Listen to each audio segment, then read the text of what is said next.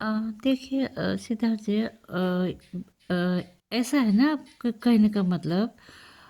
आकाश sir ने call करे अभय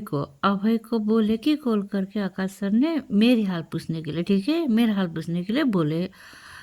तो देखिए सिद्धार्थ जी तो फिर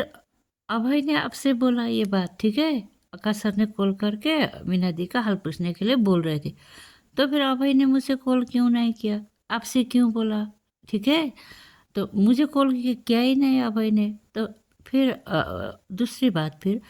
देखिए आकाश सर तो जब उनका मन करता है मेरा हाल चाल पूछने के लिए तो वो आकाश सर डायरेक्ट कॉल कर लेते हैं तो अभय को क्यों बोलेंगे वो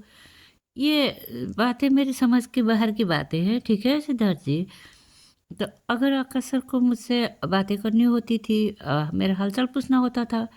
मैं मानती हूँ बहुत दिन हो गए आकाश सर ने कॉल नहीं करे